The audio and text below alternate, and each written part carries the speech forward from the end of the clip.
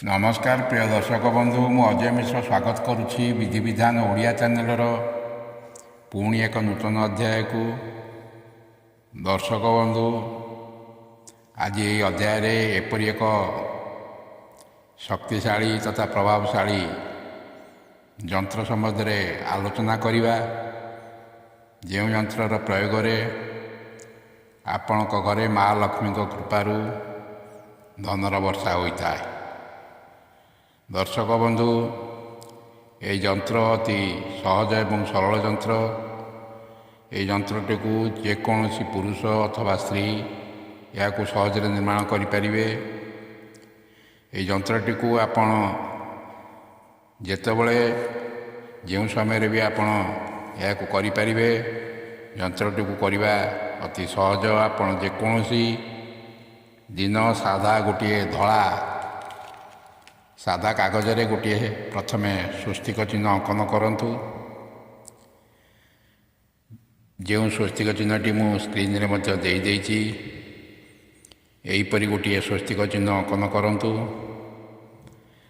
तापरे चित्र रे दिया जाइथिबा एही स्वस्तिक चिन्ह उपरे 1 2 3 4 याकू जोड़ी दियंतु।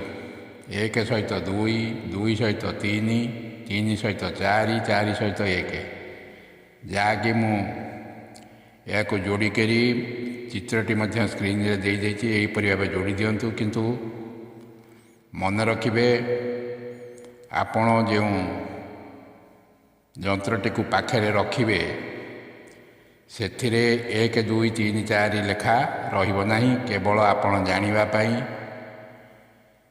यही लेखाटी को मुझे आपन को दे देइछि। आपण चाहिए या रफ रे अंकन करी तापर आपण जो यंत्रटी को तैयारी करेंगे से 1 2 3 4 लिखिबे नहीं। यंत्रटी कर सारिबा परे आपण एहीपरि तीर चिन्ह जोटा कि स्क्रीन रे दे देइछि आपण घंटा बुलुथिबा दिगरे एहीपरि तीर चिन्ह मान दे दियंतु। तापर ये यंत्रटी को आपणकर मनी पर्स छोट करी यंत्रटी को कले मनी पर्स रखिपारे। आपणकर कैश बा ट्रेजरी रखापी जदि चाहते आठर बड़ यंत्र निर्माण करी कैश बक्स बा ट्रेजरी रे रखिपारे। एवं मन रखिबे ये यंत्रटी को आपण प्रतिदिन शोइबा पूर्वर ये यंत्रटी को 48 दिन पर्यंत देखिकरी सोई जातु प्रत्येक दिन राति रे।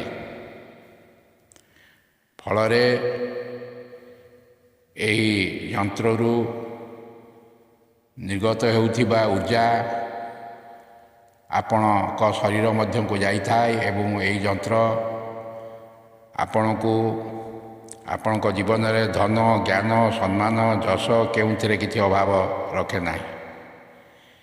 दर्शक बंधु यहीपरि शिक्षणीय वीडियो देखिबाई आमर चैनल टी को सब्सक्राइब करंतु। वीडियो टी को गोटे लाइक करंतु एवं शेयर करंतु। भगवान आपनकर मंगल करंतु। रहूछि धन्यवाद। नमस्कार।